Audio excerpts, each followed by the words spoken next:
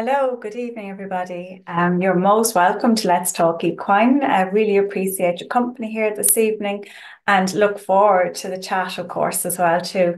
I'm joined by Andrea Etter, Andrea of Belmont House Stud over in County Offaly. Andrea, thanks so much for making time to be with me here this evening, and obviously all of our participants as well. Thanks so much. You're Thank you for having me, and good evening, everybody. Yeah, you had a good day over there today anyway. Yes, a busy day at the office. A busy day at the office, yes. Yes. Likewise here in Athenry, likewise. So look at really appreciate the company of those that are joining us this evening. And I suppose you're not a maiden to this webinar. It's not your first outing with us here. I took a look back and actually it was the fifth ever of these webinars that you joined me on back in 2020, when I was still very much feeling my way with what Zoom was and all of that. So you were very generous at the time to come along and partake in it, given that it was quite a new I suppose way of communicating with people at that stage for me. And I suppose, this evening is very much linked and hooked to that first initial webinar, in that you not alone gave the time to be with me, but you also very much kind of put your head on the line in a way, in the sense of you took a look at the crop of foals that you had in the ground that year, and sort of it really came along and identified, well, which were your favorite fillies from the crop and which were your favorite colts from the crop. And we did at one point in the conversation allude to, well, maybe we'll come back and chat about them again, and that we are doing now. So It was interesting for me as well to kind of look back and see what I picked that time and how it corresponds with how I think of them now. yeah, and I suppose for anybody who's not familiar with the farm, maybe to give a little bit of a brief insight, in terms of the scale of the farm and the scale of the broodmare herd, and by consequence, the scale of the number of young stock that you have year on year, and why it is actually quite a thing for you to pick even five foals out of the size of the herd that you have. So this year we are expecting 27 falls in total. They are not all our falls. We have a few liveries as well in those. And yeah, some years we could have 20 falls, some years we could have 30 falls. It all depends. Yeah. So, you really did kind of put yourself out there in the sense of saying which ones you thought were going to progress, and we're going to take a look back through the lens at them this evening, as they now are in their fourth year of life. So I think that's really interesting, as you say, interesting for yourself to do the exercise, but I think interesting for other people as well. And that last webinar is actually still available on the website. It's at www.teagasc.ie/Let's Talk Equine. On reflection, actually, some of the videos didn't play to their optimal quality in the share at the time. So I'm very much fingers crossed and hopeful that everything on the technology side will plays ball tonight. And I think then for anybody, who wants to look back at the other one, they get more of an insight into the wider family for each of these animals if they want to take a look back. And that hopefully everything on the tech side of things allows us to look at them in their full and glory in the videos this evening, because not only are you here in tonight, but you also put a lot of effort into preparing the visual materials for people to benefit from as well too. So thank you in advance for that. For anybody who's unfamiliar with this forum, very much encourage and invite people to submit questions as we go. And we'll look back at those at stages in between. So you can put your questions into the Q&A tab while you go. I'm actually just going to open it up for myself here while I think of it, so that I'm not disrupting the screen share afterwards. And yeah, so I suppose look at the best thing to do is to get into the main affair. Let me just see that I get this screen share up for the moment. One moment now, just make sure that we get this with everything, all the buttons ticked that ought to be ticked. And you let me know then, Andrea, that you can actually see that. Would you mind? Yeah, all good. All good. Now I just have one little thing to do before we go, and that is that I try and put up the video panel for myself, and that is good to go. Okay, so one sec now. I'm afraid to do drastic movements, everybody, with this PowerPoint now, because there's such amount of videos, and the size of it is quite large, so I have to be a little delicate with it. So my movements must be slow. So at the time we actually spoke about three fillies and two colts, and the I suppose summary is here in the sense of the three mares that were the mammies of the foals that we spoke of, and now they are in their 4th year of life. So some have done a little bit more and some a little bit less, and we're going to talk about that as we go through them. At the time, we didn't actually. I think one of the questions I asked you towards the end of the presentation the last time was, which was your favorite foal, I suppose, of the group of foals, and it was actually one of the colts that you identified at the time. Like, looking back on it, which would you have said in your minds of thought, looking back, was your favorite of these three fillies at the time? Probably the one out of Gingerino. Okay. So yeah, so I suppose we look at them one by one, and that's maybe the best way to go about it. So maybe if you want to kind of, I suppose, give a little bit of an insight, you know, in brief sense, because the people do have the other webinar to go back on, but just on the family. And I suppose, you know, like you have very much have said that this mare, she's a good mare to produce jumpers. She has been a good mare to produce jumpers. She's deceased now, I believe. Yeah, Yeah. she jumped, I think, up to 130 level in Switzerland and in Germany. She's a sister to a horse that jumped, I think, at 160 level. She bred some nice horses. I have one or two in America out of her, and there's a few in Switzerland. She bred some nice horses. And of course, then crossed with your own Mr. Quincy B. And maybe if you want to give a little insight into that cross and why you thought it would work well. Okay, Mr. Quincy B is kind of close to my heart. I bred him. We still have his mother. She's in fall again, and we had his grandmother. Grandmother was Wandonga that jumped at 160 level with Cameron Handley and with my brother Donny. One of her top achievements was she was third in the big Grand Prix in Zurich at the time that For Pleasure won. So yeah, I always liked him as a sport horse, and now he also proves that he's a nice breeding stallion. I like his progeny. They show a lot of potential. And this is the same family as Celtic Hero, who is. No, I think that's actually, you have Cricket's family there and not Gingerino's family. Apologies, that's an error on my side in putting that over. Okay. No problem. Okay. There was bound to be one with all the material. We get it out of the way early. I didn't spot it either earlier. That's all right. So this is the filly back in 2020. And yeah, maybe if you want to make a couple of comments on her.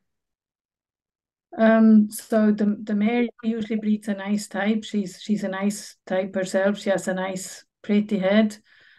She can breed a small one at times. This one was at a good size as a foal, and she's also a good size now. It's a nice active filly with good walk, trot, and canter. Nice uphill movements. Active, yeah, nice foal. Attractive as well, you know, she's presence about her. She has, yes, for sure. And so that was back as we say, back probably late summer. That you probably did that video, maybe kind of late July or something like that, early August. Yeah, like I just see here she's born mid-June, so she's probably at least a month old in the video, I guess. And now she's in, as we say, in her fourth year. How old was she at this stage I in think she was probably about 2. okay. Yeah. And at this point then was in her third year of life. Yeah, that was at the Mayor of Common Breeders event, the loose jumping that they had last year. I think that was in around June time. Mhm. And how did she get on that day? She got on very well. She actually won the class. Mhm. Not only did she win the class, she also was best filly on the day. So she had the highest score of show jumping and eventing mares. Mhm. And were you I suppose you're obviously delighted with that result. Were you expectant of that result? It was a very good day for us. We were first, second, and third, and then best filly as well. And I think Alec, our rider, got best handler as well. The mare, I think, didn't jump at her best that day.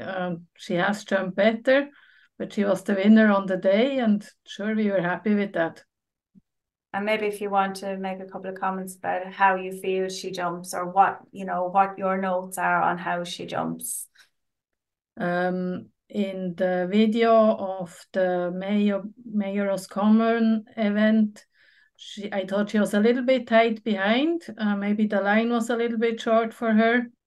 And then when you see her in Kilkenny, you can see that she's much better behind.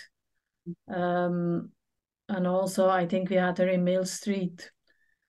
We kind of do the loose jumping partly as well for experience. We do it as education, and if they do well, good, and if not, they've learned something. I think sometimes bringing a 4-year-old to a show can be a lot to take in for them. So having them had at a loose jumping event gives them mileage. Yeah, and it's mileage, not just the activity itself, but it's mileage. It's getting on the box. It's being around other animals. It's other And activities. that's like for a young horse, that's always so much to see and to learn, to take in the atmosphere. Yeah, And here, at what point was she in this particular one?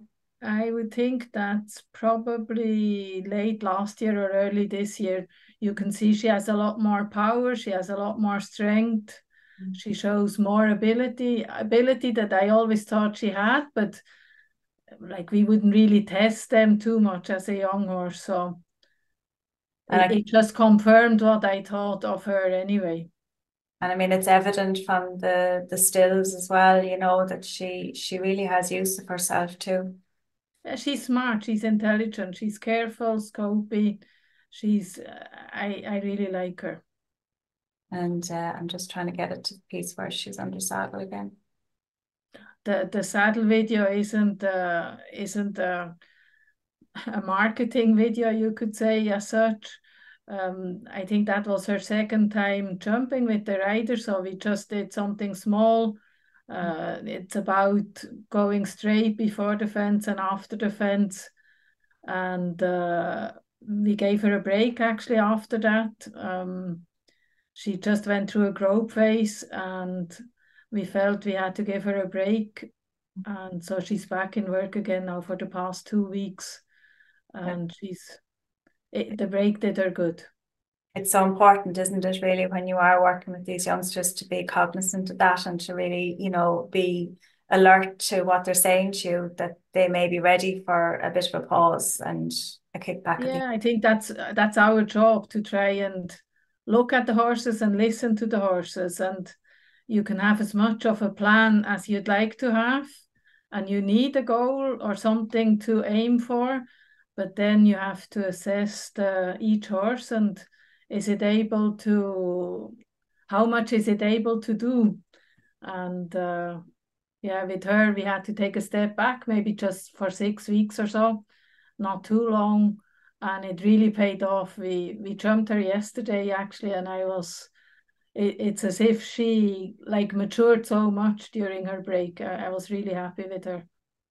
She had time to assimilate maybe in her brain on one level, but also then to get a bit more strength in herself and on a physical. Exactly. Yeah. And I suppose, breeders always dreaming, aren't they? Like it's always about what's next to come. And as you kind of, I suppose, have now the bit of experience of not only of seeing, how she performed as an individual herself, loose and all of that piece, but now you have the extra information that, you assimilate when you put a rider on her and you see how she reacts to that and how that all comes together. Um, with where you are with her now, what is your hope for her for the future? What would you feel, given the right rider and the right circumstances, may be her potential going forward? Okay, it's always very difficult to make a prediction, and I'm no fortune teller really, but I think in the right hands, she's a mare that has the ability to do to jump on Sunday, as my father would say, to jump in the bigger classes, and yeah, we'll just have to see. Maybe she'll be ready to do the Dublin qualifiers. If she is, we'll do them. If she's not, we always like maybe to aim for the 4-year-old class in Cavan at the later end of the year. It all depends how she's progressing. We'll see how it goes.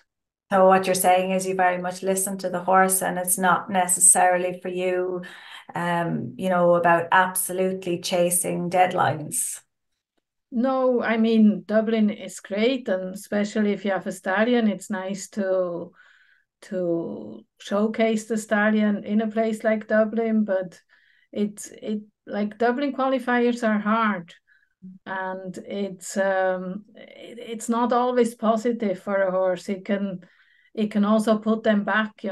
So if it works, it works, and if it doesn't, a good horse will always be a good horse, whether he's in Dublin or not. Yeah. And what's your own kind of, I suppose, ambition for her in the set? And I mean that in the sense of, is she a mare that you would hope would return into your broodmare herd that you wish to retain for breeding purposes, you think, or not at this point? Or have you a mindset on that at the moment? I nearly have enough brood mares as it is. That's kind of my problem in a sense. I would like to take an embryo out of her. I think she would be good enough to breed, and it would be nice to have progeny out of her. But at the end, we have to sell some as well, and they have to pay the bills, huh? Of course, certainly you have something has to put food on your table and on the rest of the stock outside as well. Yeah, and it's the good ones that do that. It's not it's not the others. And there is always, when you have 20 or 30 foals, they are not all superstars. They come in all shapes and sizes, and some are a bit better and some are a bit worse. So For sure, for sure. And were there updates on the pedigree in the sense of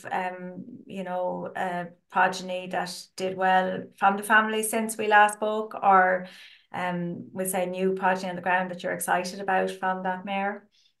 so there is a good mare by Celtic Hero in Switzerland, jumping. I think she she was late broken. I think she's at 110 level now, but she's jumping well. And then there is another mare called Arctic Light. She's by Exxon Hedonist, stallion, a Belgian stallion. She jumped a few international youngsters classes, looked very promising. And we actually bred a foal out of her before she went competing. So we have a 5-year-old colt by Ganesh out of her that I really like. So at least we have the family kind of in him as well. And we have a 2-year-old full sister to this one, so another Mr. Quincy. But the mare was kind of old and not in the best of health anymore while she was carrying the foal, and then the foal is not a big, will never be a big horse. The mare died when the foal was only like 6 weeks old. It was very sad, and lucky enough we had actually Celtic Hero's mother lost the foal that year. It got a kick out in the field and died. And Celtic's mother, Cricket, she loves foals, and she kind of adopted Gingerina's foal then and looked after it. So she didn't make milk, but at least she was a mother figure in the foal's life. Yeah. Look, these things happen. It's the unfortunate part of husbandry, isn't it? You know. That's how it goes when you have horses. Yeah, and at the numbers that you carry as well too. And if it were, you know, I suppose we'll say, like, obviously, you know, this mare, you know, she was liked when she was out and competing as a 3-year-old, and you know, like you say, she was the best mare on the day in the Mare Roscommon event, and um I guess, you know, now you're seeing her and you, like you say, you would consider taking an embryo off her. If you were to do that, would you have thoughts about what direction you might go with her in terms of stallion, or what might suit her, complement her? Yeah, we have a very exciting young stallion. He's called Color van Roosacker. He's by a son of Cornet Obolensky, a stallion called Cornet Ulysse, that jumped at the Olympics out of a very good dam line going back to Prima Donna from Paradise. I think he could work well on her. That's kind of in the back of my head. What's in your mind that you would like to improve with this mare now? The stallion is super careful, really fast off the ground. He's like really modern, electric. So I think he'd work with quite a lot of mares. Okay. So for the moment, anyway, I suppose your plan is to continue, you know, keeping her in work under saddle, and you know, see where that journey takes you, I guess, is kind of what you're saying, isn't it? Exactly. Yeah. Okay. Um, so the And we next, can talk again in 4 years' time then and see where she's then. you know what the scary part of it is actually how quick that it's 3.5 years or thereabouts since we did the webinar, but it's scary how quick that has gone in a blink of an eye. So it Yeah, has. for sure. Yeah, so that's really scary. And just to note out again, to people who are with us, if you want to send in any questions, that anything that intrigues you or that you would like to ask, please do input them into the Q&A. So the second filly then that we spoke of at the time was, and I'm nearly afraid to look, but actually, yes, the family is correct on this one, isn't Yeah. it? Yeah, so it just doubled up on a slide. That's human error, as they say. So Carolina BZ, and this is her, and was crossed with Quartz Rouge. And maybe tell us a little bit about the mare in brief, you know, with the knowledge that people can reference back to the webinar. Just tell us a little bit about her and the family, and you know, your thinking behind the cross at the time. Okay, she's out of Cricket, the mare I just talked about, so the mother of Celtic. Carolina was actually Cricket's first foal. I bought her in Holland as a 3-year-old in foal to Celano. So Carolina was her first foal. I sold her to a girl in Switzerland, the girl on the picture, and she jumped her. She's an amateur, but she jumped her, I think, up to 120, and then she bred 2 foals out of her for herself. And the deal from the start was that she would then come back to us. So we actually covered her while she was still in France. And Quartz Rouge is a stallion I always loved. I know he's not maybe the most fashionable stallion. Um, I always thought he had what she needed. She's not the biggest, and she needed a bit of power and scope and a bit of body. And he's a bit old fashioned, but it actually that's what I wanted for that mare. And yeah, I think it worked. I will take a wee look at the video that was made at the time in the foal's first year of life. So if you want to tell us a little bit about the foal and what your opinion was at the time, and what the characteristics were that you admired in this foal. She's a really sweet foal. She has such a sweet head, and she has a lot of presence about her. She like you'd have to fall in love with her when you see her. She was so pretty, you know. She still is very pretty. She moves well. She has blood. She she was a nice foal. I actually haven't seen that video of her since the webinar, but she was a very nice foal, I think. And she was born the end of June, so she was. Yeah, she was one of the later foals, yes. Yeah. And again, you have a lovely pen there that you can actually do a little bit with them, just to get a little bit more of a sense of them in a calm environment. Sometimes it's when they're out in the paddock like that, and as you would have seen in the video, like the tail can be up on the back and just not quite as relaxed. You get a little Yeah, bit better sense of the movement there. yeah, the lunch pen is actually, we love using it to even just as you see there, a little ball on the ground just to see the reaction or to see how healthy a foal or a horse is. Um, we have a good system. We can look at a good few horses in a short time in there, and it gives us a great opportunity to kind of check them out and analyze them. Yeah. And make sure everything is okay. So now this is the compilation video. So this, what age here? And these ones? I'd say the first video in the launch pen, she was probably a yearling. And then the first time we had her in the indoor there, we had her with, One we here. usually have them with the second yearling together just to give them a bit of confidence. It can be a bit intimidating for them to be alone in the indoor. So sometimes, well, first we would have them with the mares that they can follow the mares. I think it's all about giving them confidence. It's not just about testing them at all. I think if they kind of do it like a game from a young age, like you don't see us there having to do much. They actually, we usually just have to say whoa when they're in the corner, when we make the fence bigger, and they do it themselves. Yeah.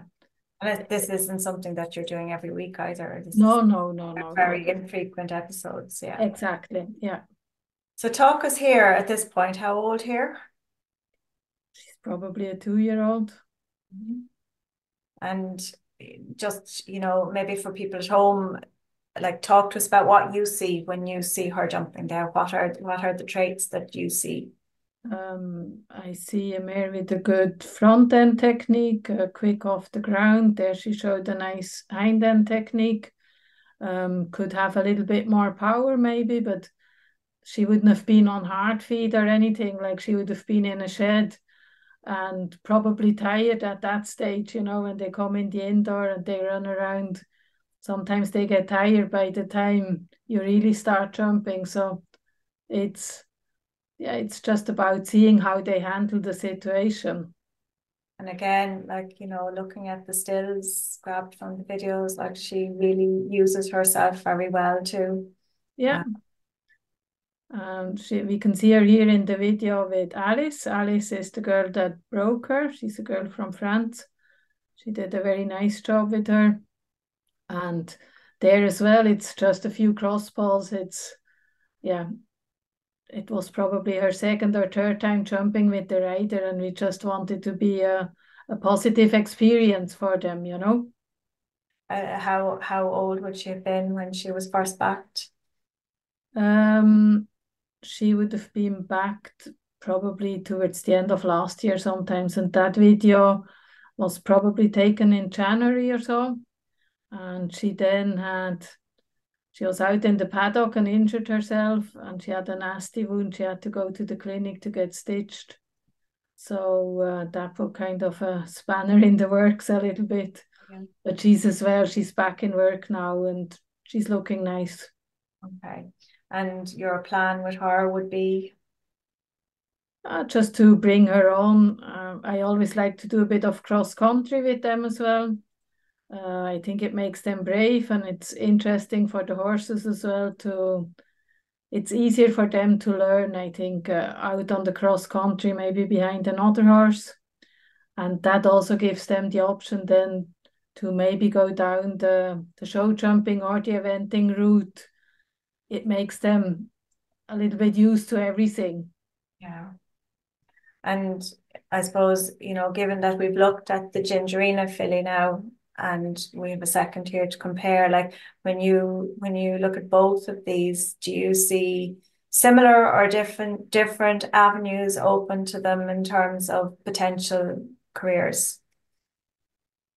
Hey, there is so many factors that come into play, like you can have a horse like this mare might have a little bit less scope than the bay mare, but at the end of the day, it doesn't just take scope. They have to want to do a job, and they have to want to do a job well.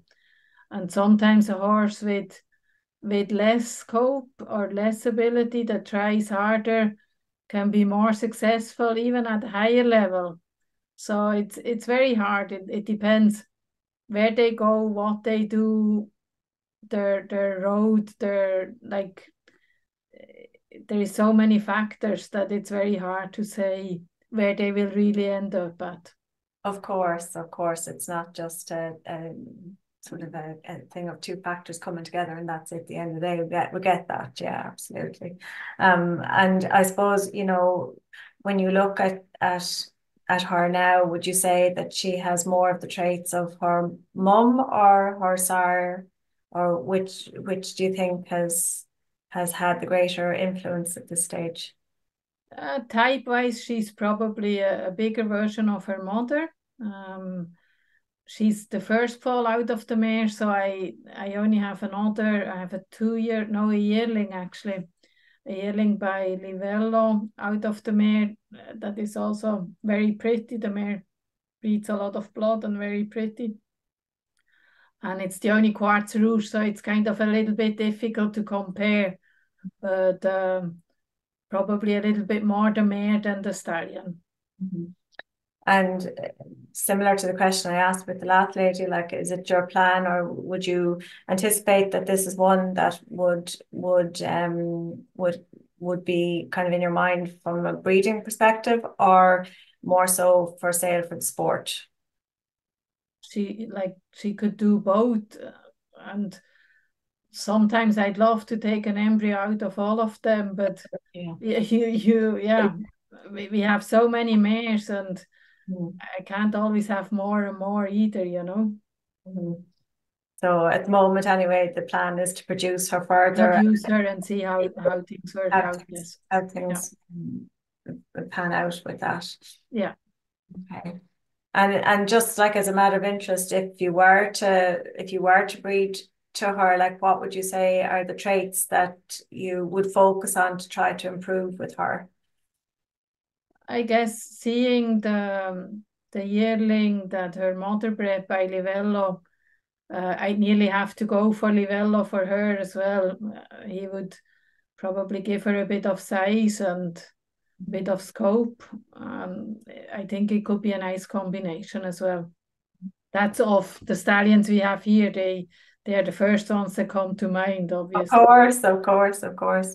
I've had a query in from one of the viewers that would like to know what you identify with in considering keeping a filly as a broodmare. You know, like what I suppose parameters would you like to see met to consider that? Given, I suppose, that you have as many broodmares as you have, and you know, I suppose it's part for you would always, I imagine, be on looking at protecting your lines as well, and that you have mares to come behind for some of them that are older. But aside from that, like what are your key parameters? Like in reality, you'd love to keep the best ones as broodmares. They are the ones you should breed from. The problem is that they are also the ones that you can sell. So it's yeah, you have to keep the business running, and it's not always an easy decision. Sometimes it's a decision made by heart. Like I kept actually a sister of Carolina by she's by Mr. Lincoln, the full brother of Mr. Quincy. And yeah, I should sell her, but I love the mare and she's gonna stay. So it all depends how, yeah, Yeah, sometimes you have to sell. yeah, But and but by right, sometimes your heart rules where the head ought to kick in. exactly. Sometimes vice versa. That's important too, like we do our job because we love what we do, and sometimes you have to take that decision as well if you really like one a lot to maybe keep her. Yeah, for sure. Somebody else would like to know how long you commonly keep a horse you're definitely producing to sell. I suppose that's a little bit of a how long is a piece of string as well too. It can depend on the horse maybe, and you know what's going On the on. client. That's Right, really that's what right. Yeah, determines. yeah, Like if there is a client and if everything works out, then they're sold. yeah, yeah. If the Yeah. money, if the right client is at the right time with the right offer, Yeah, and it also depends like what riders I have. At the moment I have a rider. We have Alec from Holland. He's riding our youngsters. So you're inclined to maybe keep on a little bit longer when you have the ability to, yeah, to have them at home and have them ridden. It all uh, depends.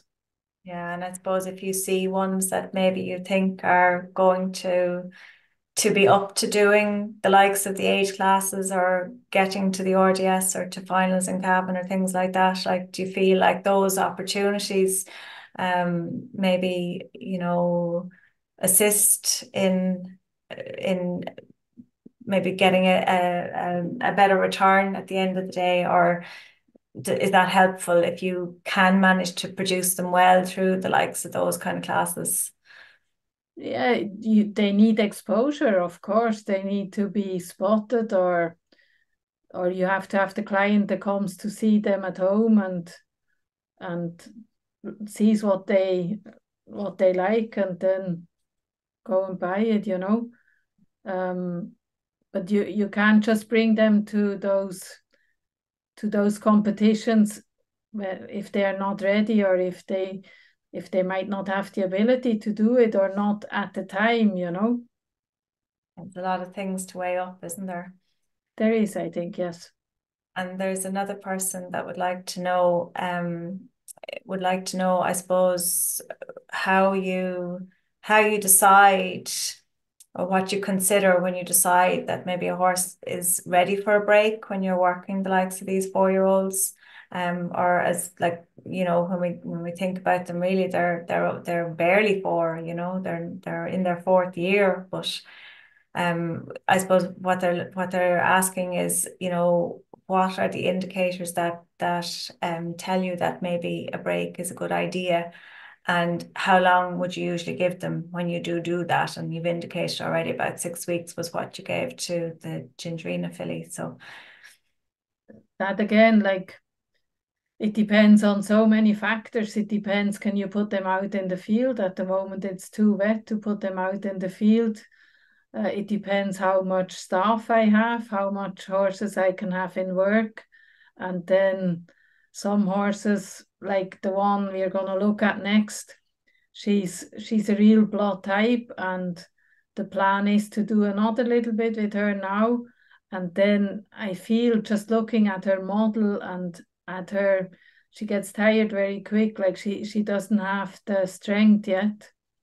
And I think if we did too much with her now, we would ruin her. But we just need to do another little bit, and then hopefully the grass will be ready, and then she'll go out. So it's you have to look at the horse and your situation as well, how it fits in. Yeah, and you make different decisions for different animals in the place as well too. So, it's Exactly. not as though they're all on exactly the same program. No, I think you have to treat each horse separate, and yeah, listen to them and listen to what they tell you, you know. And listen, I suppose, as well to the feedback from the rider and what they're telling you, what they For feel when sure. Yeah, they're on board. that's a very important factor, that we would sit down and say, yeah, what do you think and what's your feeling on that? Mhm. So the next filly that we're going to look at is Valencia B, out of Valencia B, by Ganesh Hero, of course, another of your own breeding. So will you maybe to begin with, just similar to the others, give us a little bit of an intro into the mare line, and the thinking behind the cross at the time? Okay, we had Clarissa, who would be the great grandmother to this filly here. She was our first broodmare in Belmont. She was quite a strong mare, and yeah, I covered her with Radolin that time. Probably not the best decision. The mare herself, Marissa, was a little on the strong side, I guess, but I kept her for breeding because I believed in the line, and she crossed with blood. She breeds very well. She bred some nice horses, particularly with Etter, actually, another of our resident stallions. The one that I have in the background here in my office. I think Stetter worked really well on her, and so Valencia, the mother herself, she was supposed to go into sport, and she must have, I don't know at what age it was or at what stage, but we found her difficult when we tried to break her, and then we discovered that she had 2 or 3 broken ribs, and just where the saddle goes. And it must have been too much pressure, too much. Yeah, it didn't. She wasn't comfortable with it. So because I believed enough in her, we kept her as a broodmare. And when you know the mares and the stallions so well, and you're within your own sort of herd of horses when you're breeding that way, like, how do you notice, like, I'm sure you kind of see how much of the traits come from the dam side of the family, and then how much comes, we'll say, from the input of the sires. On balance, would you say that the mare has more or equal of an influence? What's your take on that, when you have so many of them, that you do breed in this way, that you very, very much know the families on both sides? Um, it often the mare is probably the bigger influence.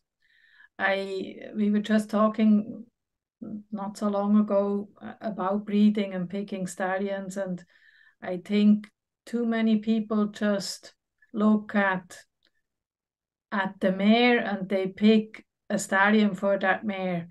But I think you need to think in generations. You can't just look at the mare and say, oh, she's 168 and she's this and that. I think if you want to really make a good breeding decision, You need to look at her mother, her grandmother, her father, the stallions. I think the stallion's mother is very important. An all breeder said that to me once. Always go and look at the mother of the stallion.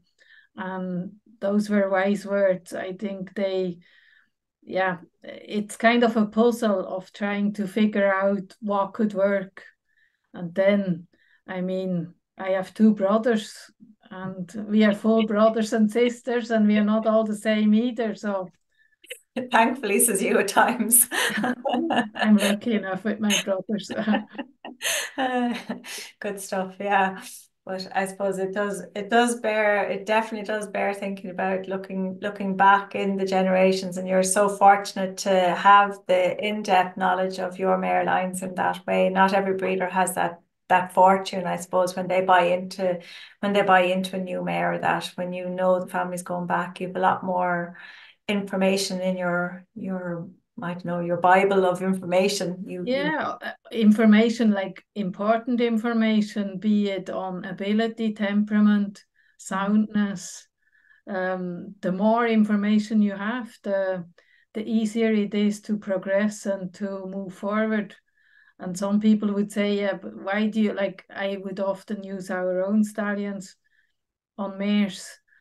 That's not just because I'm too lazy to go somewhere else. It's because I have more information on them, and it's information I need. Mm-hmm. Yeah, and it's helpful to you in making your decisions. Yes. So this video now, I'm hoping is going to work, and you tell me if that's going okay. Yeah, all good. Stuff. So maybe talk to us about this one then. She again, I haven't seen the video since the last time we talked. She's actually very similar as a foal. You could nearly see what she's ending up as, and that's like she's a tall blood filly. I think she's 16.2 now. She's a super mover. She has she has a lot going for her. A very good color. I know you should never judge a horse by the color, but Some she's people very do. attractive. Very Yeah. attractive, I think. Mm. She's a nice head on her, and a good top line, and good movement. So Yes, for sure. that all stands to her favor. And let me just let this run its course. I think it's nearly done. Yeah. I'm afraid to do too much with these videos. So this is now the compilation video. So maybe just the earlier ones, maybe just try and slip back again to the start of that. There's too much. So what age here? Probably between 1 and 2. And here? Between 2 and 3, I'd say. And for people at home, through your eyes, what do you see in her when she's jumping?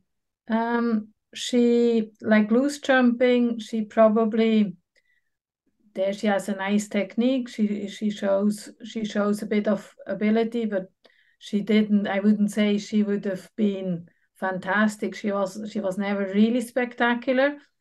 But again, I like just she looked like a big, weak mare that needed time and needed to grow into herself. And just when we loose jumped her the last time, I think in January we loose jumped her, and then now I see her under the rider. She actually really just she shows what she's made of. Talk us through these here. So we have Alec, our Dutch rider, riding her in Mullingar. That's probably 2 or 3 weeks ago. We hired the arena there. I like to go schooling sometimes with the green ones. I find it's more beneficial than going to a show, because you can take more time and you can finish when you'd like to finish and at the height you'd like to finish. Well, when you're doing show jumps, here we're doing cross-country fences. You can, like, she hasn't done a lot with the rider yet. You can see she's very green and she's kind of wobbly to the fence, but you can see she's light off the ground. She's smart, she's careful, she's scopy. But like with her, I didn't even finish the course, and I just felt she ran out of steam. And where with another one, we would do 2 or 3 rounds. With her, I remember we just said, we just leave it. And yeah. But as much as she's green and she's, she's a bit wobbly coming into the fence and that, she still appears, she still appears very rideable and, listening to the rider. Yeah, her rideability would be very good. Every time I look at her, I think of an American hunter. When I see her trot and canter, not even the fence, but like her type, she's broad, she's tall, she's pretty with a nice head. I think she could really be a high-end American hunter or a show jumper or an eventer. Like she has quite a lot of avenues to go, I think. And, that American hunter market is, it's certainly, it's a very good market to get into, isn't it? It's a specialized market. I'm lucky enough that I'm connected to people that I'm able to learn from. It's I still have a lot to learn about it. It's very different to the show jumping, but it's definitely an interesting market. Yes. Mhm. And I suppose, this wasn't a market that you mentioned with either of the previous two fillies. Is that you don't believe that they're suited to that market, or just that you didn't mention it, or that you specifically feel like this filly is geared potentially maybe to that market? Okay, as I said, I'm not a pro yet in the hunters, but I think I was in America there a month ago, and like you're watching the hunter classes, and she is what you see there. Even color, like they like the plain base and they like nice types. They have to have a certain movement in trot and in canter. They have to have a good technique. You can see she has a very good technique. It's she for me she is like she has hunter written all over her. American hunter, I should say. Yeah, yeah, yeah, Just yeah, yeah, yeah, yeah. To emphasize that, yeah, yes, absolutely. exactly. Yeah. And I suppose, the plan for her now, is it similar or different to the others we spoke of? What's in the pipeline for her potentially over the next 6 months? I'd say a big part of those 6 months are gonna be out in the field. Yes. Yeah. Yeah, she really just she needs to. I hope to do a few more little things like that just to play around a little bit, and then I think while we have grass, she has to go out and just be a horse again. Mhm. Yeah, good stuff. And I suppose similar question that I've asked with the others with her, what's your longer term plan then? Is that to produce her for sale, or is that to keep her to breed from? I still have her mother. Her mother just had a nice colt fall by our own stallion, Mr. Connery B. So I think I'll keep the mother for breeding, and she'll probably have to find a new home at some stage. Very good. So yeah, so coming to, I suppose, the sum up then on the three of the fillies at this point, having said that at the foal stage, this was your favorite foal. Is your response the same now when you look at the three of them at this point in their lives?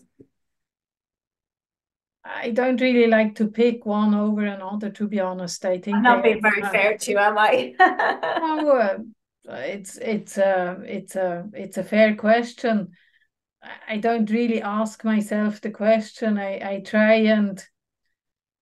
would try and just find the most suitable job for the horse, and yeah, Of course, of course. and have a happy client at the end. Well, either which way, I think irrespective of which is your absolute favorite or what they absolutely end up to do afterwards, still at the same time reflecting on what you chose to talk about back in 2020 and what we're seeing now in, you know, a more furnished and, you know, more produced version. Each of the three of them have some wonderful qualities to them. So I think you did a good job to begin with in picking these from your group to begin. Just as an intrigue factor, and I know we have another video towards the end that has more of your 2020 crop in it. Like, were there other fillies that from that foal crop year that since you would say maybe surprised you relative to this three, or do you think you got it right at the time? It's again, it's a difficult question. There is, like, I think we have a quite a strong year with the 2020 progeny. I think Ganesh bred well and Quincy bred well, and most of them are by Ganesh or Quincy. So, like, we have, for instance, we have a Ganesh filly out of, it would be the same family as Mr. Quincy, the same grandmother. And she probably a little bit similar to the Ganesh filly we are talking here. She showed ability, but it just didn't all come together, and now it came together, and I think she's a mare that will do big things as well. So I suppose in a way, kind of, I guess, sort of hidden in that question a little bit was, you know, the traits that you see in the foals, they play through at a later point for the most part. You know, that it is for the most part possible to see the good qualities there at the beginning, and whether they have a period of time, whether they're growing or whether they're, you know, for whatever reasons that they may, you know, change a little bit in the interim, like that, they'll come back to that. Yeah, if you know, if a foal is uphill, it will always be uphill, and if a foal shows a scopy canter, it will always have a scopy canter.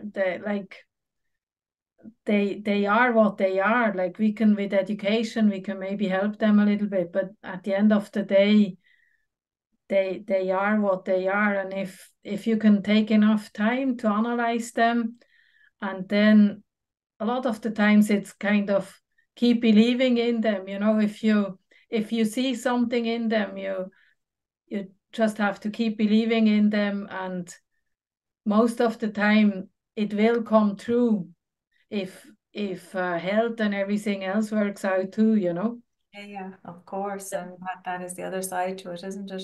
It's a waiting game. Like, you have to just keep believing and keep being positive.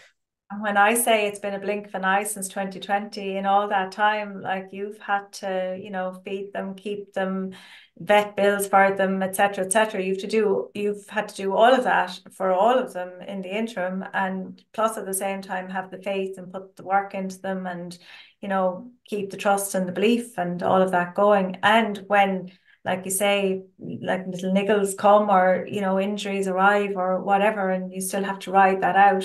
There's actually another question here from somebody who would like to know, were there specific similarities in the traits that drew you to these fillies, or you know, what for you are the key traits, I suppose, in a way, that drew you to these foals to choose them at the time?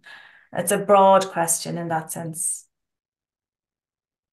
Like, I guess the question is, how would I, like, what would make me like a foal over another foal? Exactly. What makes you excited? What made you excited about these in reference to the rest of the foals at the time?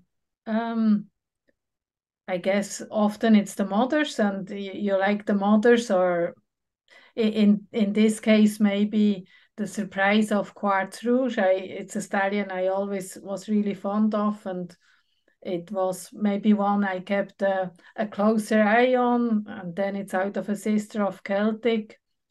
I like an intelligent horse. I think an intelligent horse will always be an intelligent horse. I like a good uphill trot and canter. And These foals, I mean, my impression, each of these foals had presence about them as well too. They had that kind of bit of sort of look at me maybe factor look at about me, and that stands to them whether they are foals or 3-year-olds or 5-year-olds. If you have a client walking through the stable and you have one looking out of the stable door that has the presence, the client is going to stop quicker than if it's an ugly duckling. Sure, and I mean, at the point where you made the call on these, you hadn't any great information about how they jumped or, anything like that. You just had the insight of how they were in the field and how they were, in general in that sense, and how they moved and how they carried themselves and how they asked you to look at them. I think it's just observe and observe and observe again. And there is little things like, let's say if the concrete is finished and you have hardcore afterwards, or a line on the ground of something, and you see some falls, they would just walk through it and they don't care. And then you see another fall, it would look on the ground and it jumps even a little line in the concrete or something, it's so alert and so awake. It's to try and Lock all of that stuff into your brain. Yeah. yeah, and then with the information on the dam line and the sire line, like those factors are important too. You're trying to put everything together and then hope for the best. Yeah, the job of a breeder is a complex one, and it's not just I suppose, reading the paper side of it. It's understanding the individuals. Yeah. I think so, yes. Yeah. There was another question in here. Is it better to see what height a filly competes at before making decisions to start breeding with her? I suppose that's like yeah, not an easy question to answer either. I think it's the belief of a lot of people that they have to compete to analyze their ability. I often have the advantage that I know their mother and their father, so that gives me again more information. But let's say the mare that I talked about that I'm gonna keep for breeding, that is out of cricket by Mr. Lincoln. We started breaking her because I was still between minds. Should I let my heart rule or should I break her? But I have absolutely no doubt that I also have a 3-year-old out of her already, a 3-year-old colt by Livello. And it's proven like she is a jumper and she will breed jumpers. But they have to be jumpers to breed jumpers. I made the mistake before that I kind of went too much maybe by pedigree and not by ability of the actual individual. And you'd say, oh, maybe it skips a generation or so. It doesn't. If you have a mare that doesn't jump, like I have one mare, her mother won 140s, and we are using her as a recipient. A lot of people would say, why are you not Breeding. breeding with her? Her mother won 140s. She's by Radolin, and no way would I breed her because she just couldn't breed, she just couldn't jump. And you can analyze enough by seeing them loose that you don't have to break them. If you really believe in one and the family is good and you see the ability, a jumper is often going to breed a jumper.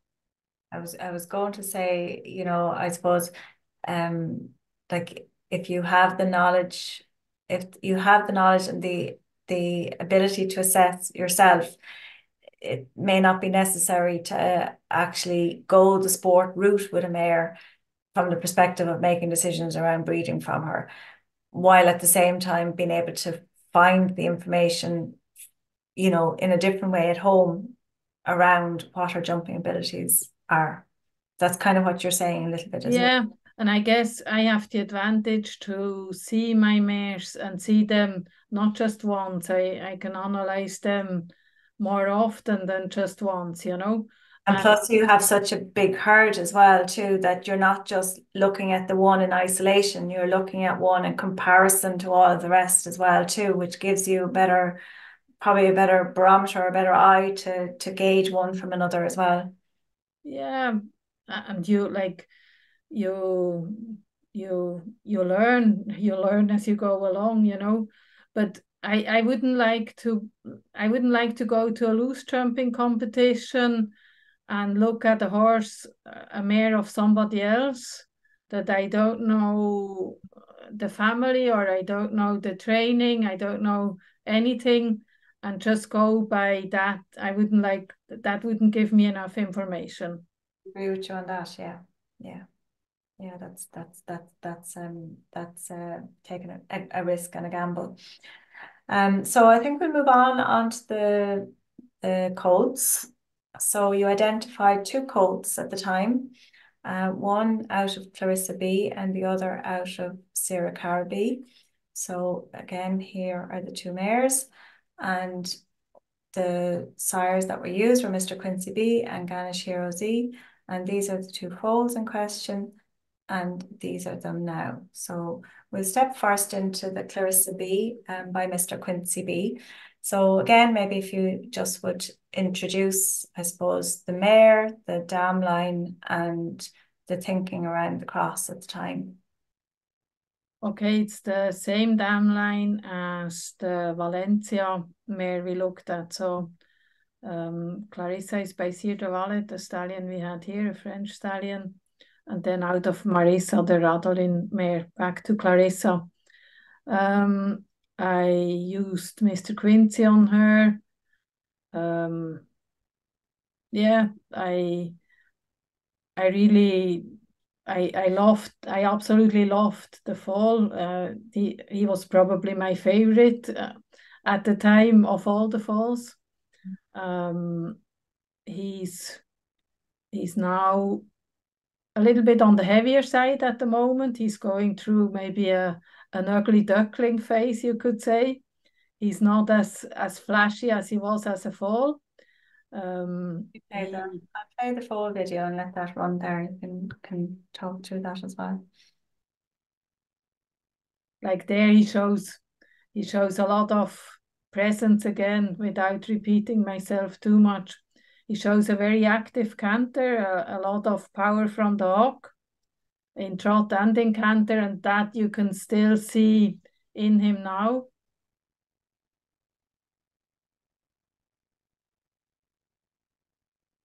You really liked this guy's fold, didn't you? You had a lot of positive feeling towards this fold. Yeah, when you see him stand there, like you'd have to like him.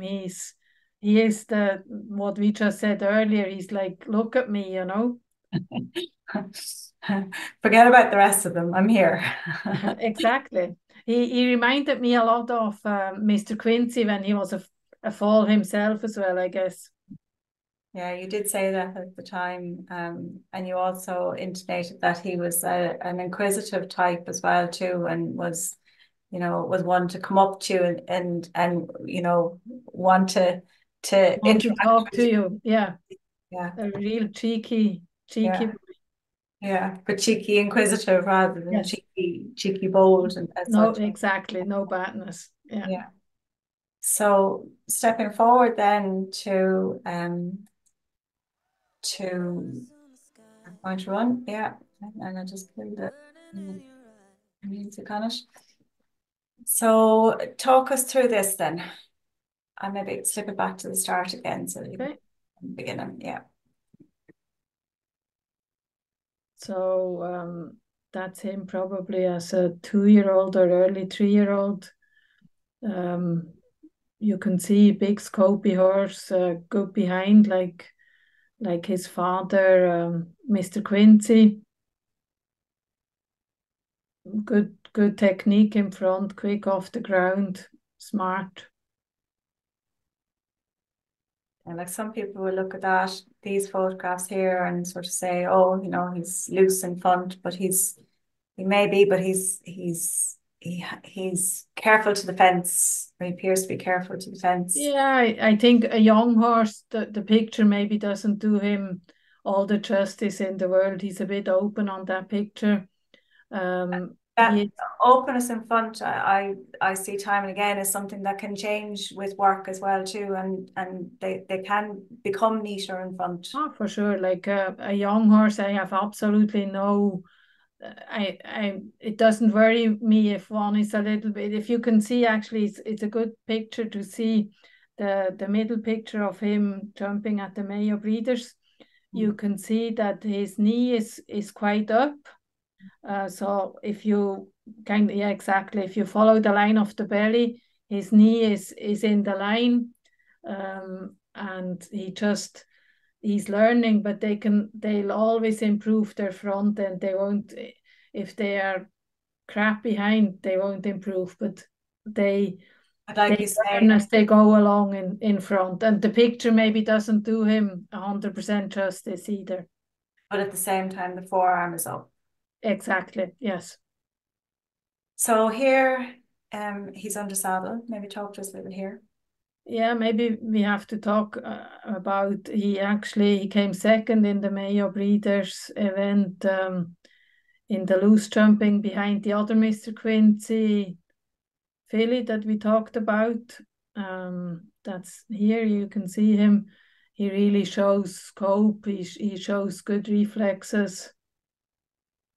He shows his father's technique. And then he went on, after that he went on and we had him in Kilkenny at the Dublin qualifier. That's here. He came second in the Dublin qualifier. Of the 3-year-olds, they only qualified 2, so he qualified for Dublin that day.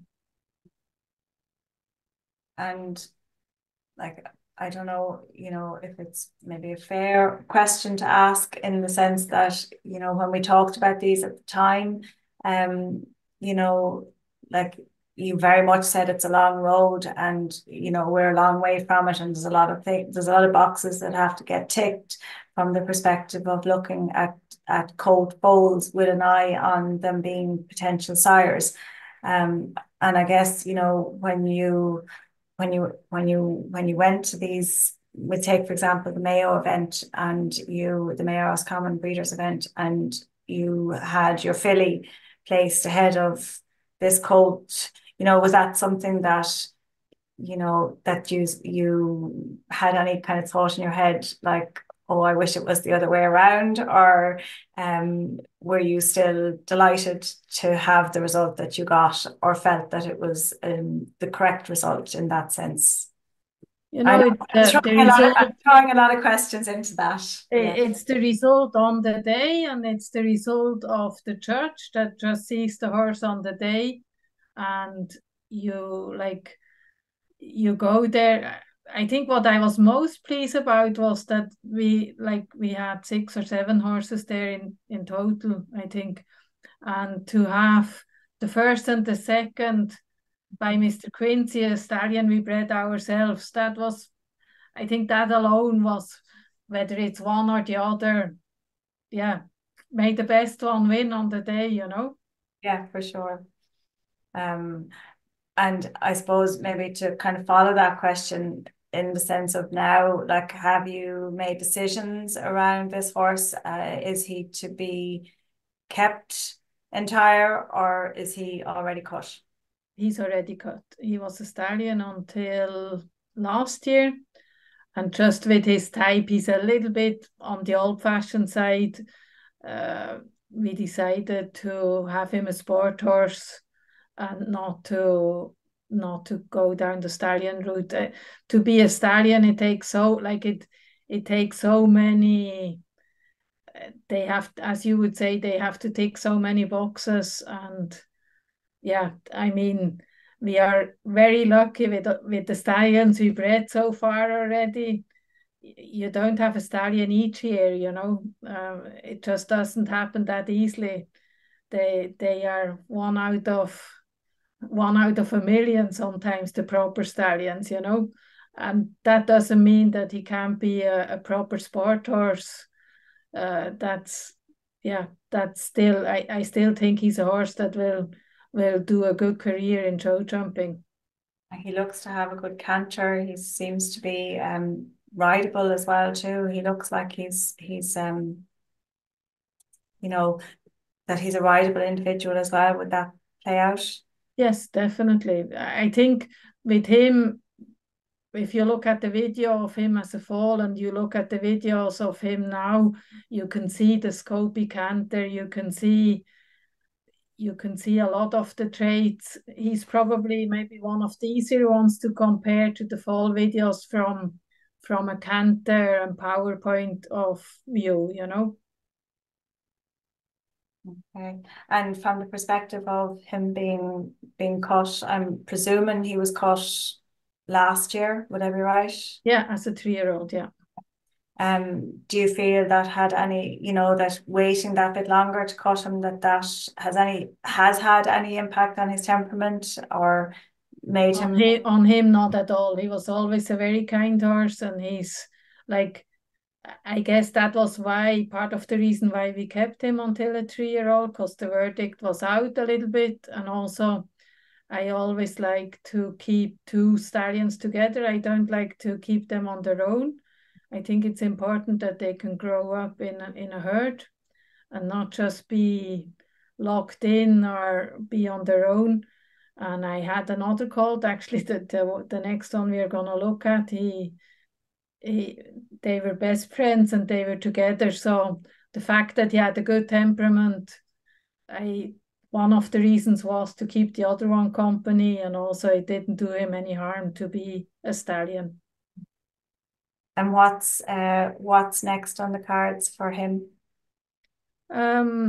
He just did his first little training show there 2 or 3 weeks ago, and yeah, we're going to produce him on. I think he's a horse that can jump a big class. Okay, so it's fingers crossed that everything works out and stays going in the right trajectory for him. And wish you luck with him. Yeah, he has a lot of attributes going for him, between his, like you said, his rideability, his temperament, his type, his movement, his jump. I think he'll make somebody very happy one day. Good stuff. So now on to Sir Caribbean Ganesh Hero. And yeah, this is of the family of Celtic Hero and the same family as Carolina that we spoke of earlier, am I right? Exactly, yeah. So the Sarah Cara would be a half sister to Carolina that we talked about. She's by Opilot, the stallion we had here. She actually, she was very sick as a foal, and I thought she was gonna die, and I promised her that she could stay if she made it, and she did, and she paid it back. A woman of your word. Yeah, she was one of the ones that, yeah, I said she'll stay. And Mr. Monroe, the stallion, the colt we are going to talk about, is her first foal, and she breeds nice. Okay. And you're thinking behind the cross with Ganesh at the time?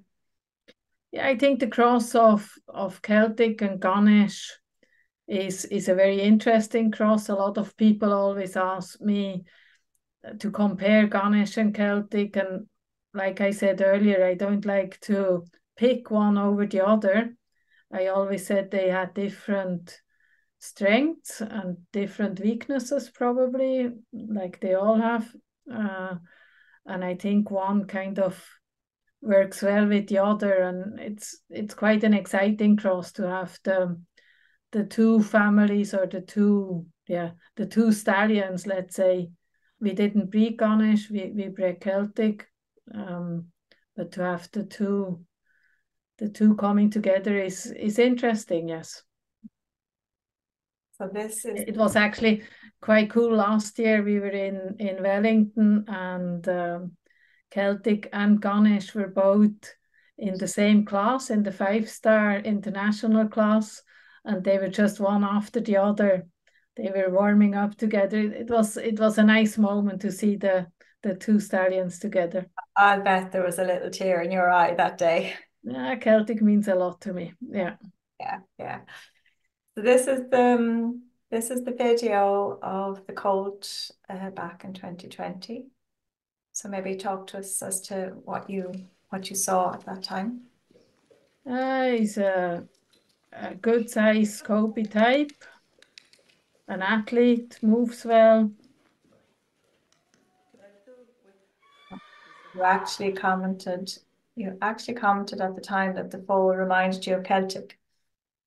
Okay.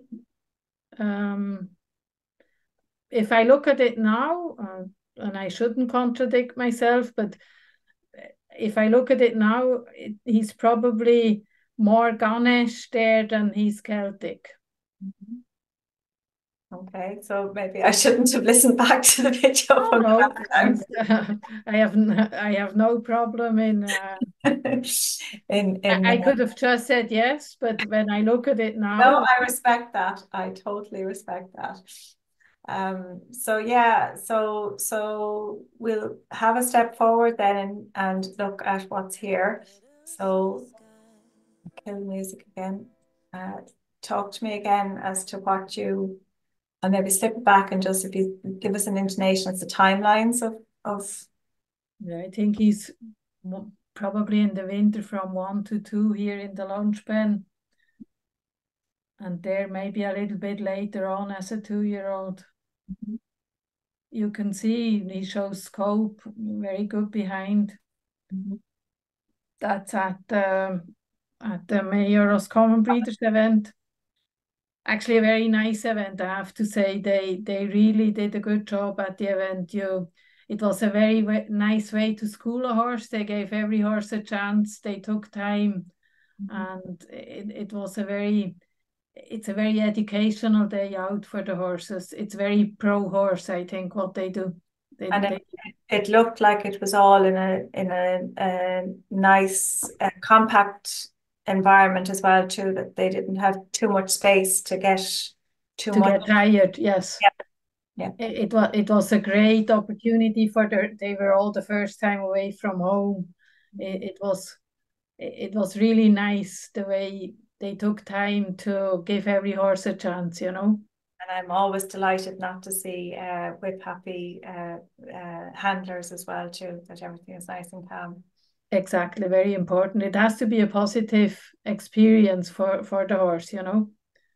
He got placed as well. I don't remember, maybe he was fifth or so. I actually thought he was going there. I thought he was gonna win the event, and he didn't. We then brought him here. He's in Kilkenny. That was the same day as the chestnut that we just looked at, the one out of Clarissa. And so this one finished third when the other one finished second. So the chestnut kind of stole the qualifying place of the bay, which, yeah, in an ideal world, we probably would have went to 2 different qualifiers, but we went to a second qualifier then at the end of the week in Rosshausen. He was tired. It was too much for him to do the 2 qualifiers. Yeah, it's trying to manage their energies as well, isn't it? And Yeah, and a 3-year-old is very much you don't know what's gonna happen with them. of course, and yeah, I suppose from the perspective of this one now, uh, is he still intact? Is he Yeah, still he's still a stallion.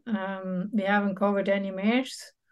His temperament is really good. He's very easy to work with. I just want to see how he progresses, and depending on how things go, he can stay a stallion or he'll become a gelding. So far, he's still intact, as they Yes. say, and he's still answering your questions for the moment. Yes. Yeah, We yeah. had to, he was just broken and riding, and we did the first few little jumps, the same as the cross balls you've seen there with the grey mare maybe. But he had a problem with the dentist. They took out the wolf teeth, but there was some little fragments left, and it bothered him, and we just got another dentist again now last week to take out the little fragments, and so he had a break for that reason, and hopefully he'll come back into work soon. Yeah. Hopefully it's resolved and he'll come back into work, and Oh, he please God. be a nice horse. Yeah, yeah. And I suppose just like, I guess, sometimes people can get hung up on, we'll say, the results of, these type of competitions and whatnot. Like, you're not letting any of that phase you. You have your own, you bring them out and they do these, and it's all great experience and all of that as well too. But whether they're up or down or here or there in terms of their placement, like, you still have faith in what you know of the horse and what you see of the horses at home as well too, and in their totality. Like, each day it's like any of us. I can do an exam today and I might have a great day, and I might do the same exam tomorrow, and like I mightn't be, either in full energies or give my fullest performance. There's can be lots of different reasons for that. And I suppose at the back, but then the teacher has to kind of go, well, is she a good student overall, or was that a flash in the pan, or was the other a flash in the pan? So I guess you're doing that job as a in your That's kind of my job. That's what I should be able to do, to analyze them and not just go on the one day. Or okay, sometimes you're disappointed. I remember I had Celtic in Dublin. He won 3 3-year-old classes, and then he was in Dublin, and I thought he jumped well. And for me and for a lot of other people as well, he could have been the winner, and he wasn't. He was second. I think with one like him that had won 3 out of 3 classes before, and you go to Dublin. Yes, I was disappointed that day. There is no point in saying any different. But that was after winning 3 other classes, and Celtic being Celtic the way he is. But with the others, it's, as I said, it's learning, and the church can only just judge them on the day, on what they see, and if they see 30, 40 horses, it's not an easy task either to. Sure, for sure. Yeah, yeah. But you have to have the belief in what you have as well too. And by the same token, you also have to know when it's time to make those decisions, like you did with the other colt, and sort of make a different plan than what you might have had at an earlier phase, and look at Yeah, things, weigh that's it all what up. Yeah, yeah. job should be, yes. Yeah, absolutely. I'm just noticing 2 questions that came in. One was back to the mares that you breed from, and querying, are you happy to breed off a mare that hasn't jumped meter 50 or meter 60? Um, does it? Yeah, I mean, we are looking at the picture of Celtic here on the screen. Um, I bought the mother as a 3-year-old, with the intention to then jump her on. I bought her in fall to Celano, what resulted in Carolina that we talked about, and I um, I ended up breeding from her, didn't compete her, and she bred what we just look at on the screen.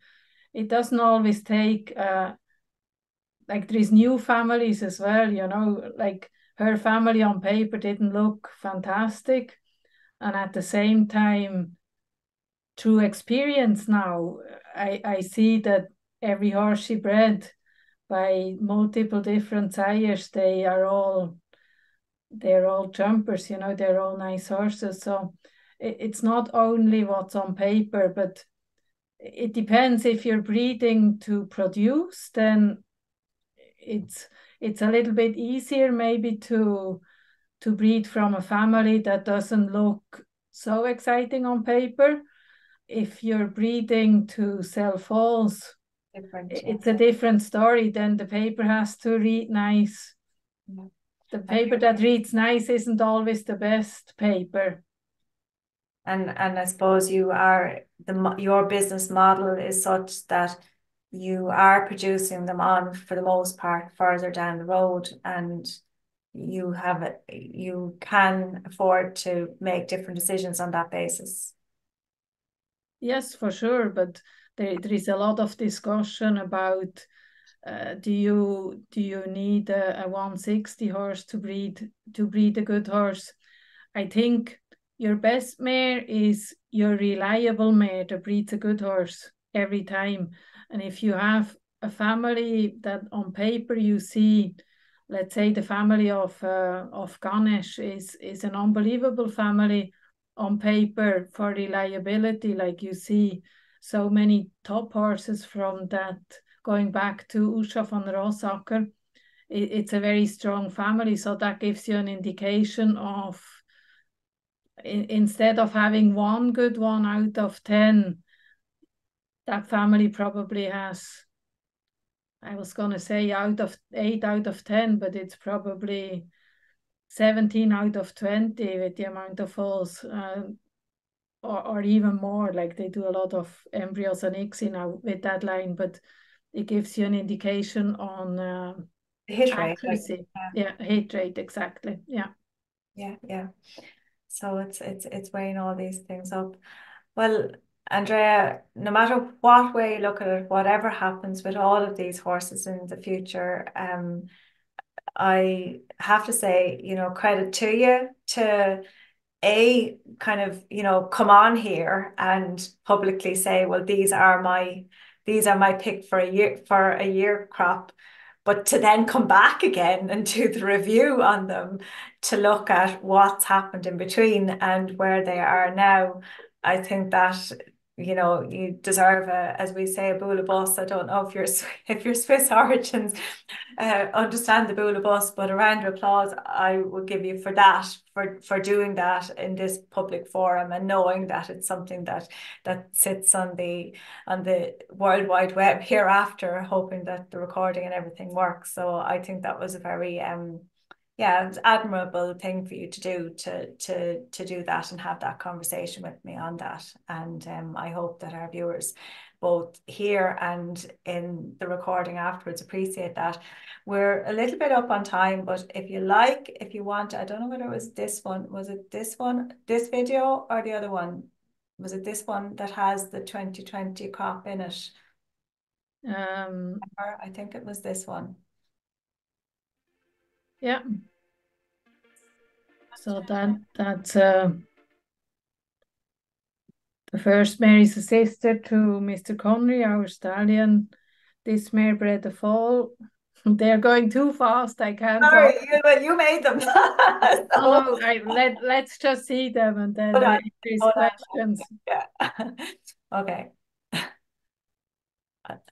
Now I'll try and do a pause after each one to give you a second. Okay, so let's go. Okay, she's a 5-year-old mare. She bred a foal. She's it's actually skipped to the next video. That's what it did. I knew I was going to get into trouble with these. No, it's gone too fast for me. Yeah. Yeah. This guy is in Switzerland now. He's by Celtic out of an Agonix mare. He'll be a top horse, very nice horse. This mare bred a foal and she's in work now. She's a 5-year-old by Ganesh.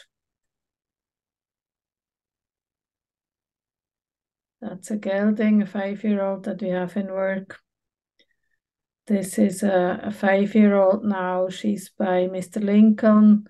She bred a foal by Livella as well. My mouse keeps hopping on me here. That's one that's not homebred.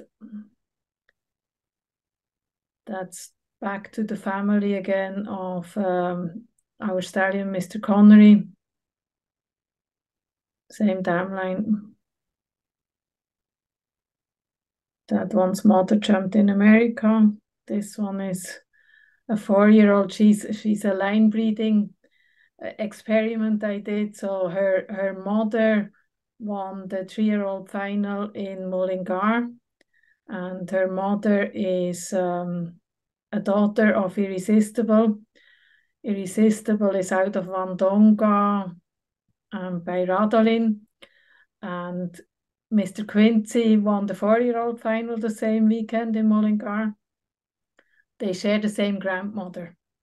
So I did a bit of a line breeding experience. She's now in Germany. She'll be a very nice mare. That's the family of Connery. That one's grandmother jumped 160s with my brother. That's the one we talked about, the first mare. Oh, nice. That's a 4-year-old Ganesh. That's Seamus and I bought her in Belgium. She's by Comilfo. We both love Comilfo, and we bought her with a view to take embryos and then do sport as well. She's the one we talked about. That also. Yeah, that doesn't do him justice, that video. He's normally better than that. And that's from the family of, belongs to my brother. It's from the family of Liskalgot that won the World Championships. And this is a filly that belongs to Seamus, his pride and joy. And that's then related to the one that I said was line bred. Yeah. This is the one that we've just viewed. Yeah, exactly. And then at the end we have the stallion that we talked about that I was gonna pick for an embryo, hopefully with the Gingerino filly. Well, listen, look, it looks like it was a good year for you at the stud in 2020 as to what was on the ground. Somebody did ask the question here, is there a foal that you have met already in 2024 or are looking forward to meeting in 2024 that you're excited to greet?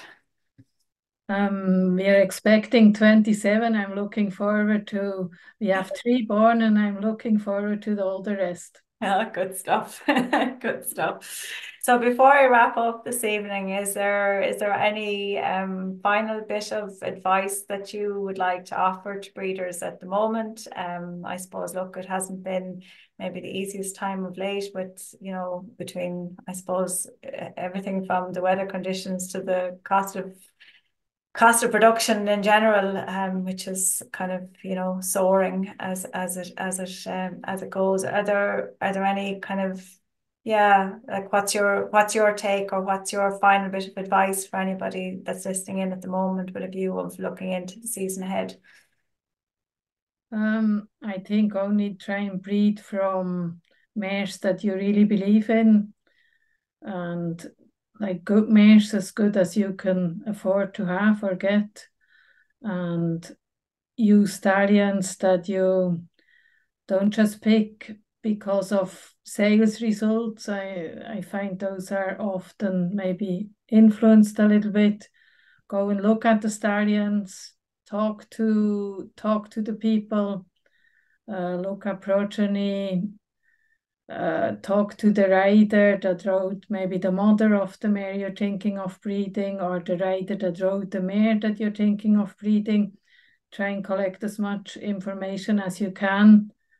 And I think, try and breed the best possible. Yeah, I think that's very sage advice. And look at like I say, we've banged through the end time or the usual end time, but I have really enjoyed speaking to you on this. I feel like it's something that's very interesting for people to look back on again, and to be able to pause and rewind and look at it in terms of re-looking at the various video frames themselves and how they want to see that again. Huge appreciation to you and to the team at Belmont House as well too, because it is a team effort, I know. Very much so. Yeah, I'm very, very grateful to have good people around me helping. We couldn't do what we are doing if we didn't have the backup Yeah, it from the takes people. a village, as they say, to rear a child, and you've got Very much so. quite a few around there. So yeah, Yeah. And if there is any questions, don't be afraid to contact me by WhatsApp or by give me a call or send me an email. Not a problem. you're very easy to find, as they say. You've website, social media, and all the rest of it. From my part, a huge thanks to you, not just for your time this evening, but also for your time in the preparations, because it does take a lot of effort to pull all those videos and whatnot together and to look at them over the lifetime of the horse so far. So that was a huge effort on your part and really appreciated from me. Thanks to everybody who was with us here this evening. This is in fact the last Let's Talk Equine for the moment. I'm pressing the summer. We are going to have a summer. So I'm pressing the summer pause button for now, and we will come back again in the autumn time. So thank you very much. And thanks to yourself, Andrea. And I'm going to press the red button, eject button here, and we will. Thanks very much to you. It was a good learning exercise for me as well. Yeah, well, listen, look at always pleasure. Always pleasure. Thank you very much. So good night for now.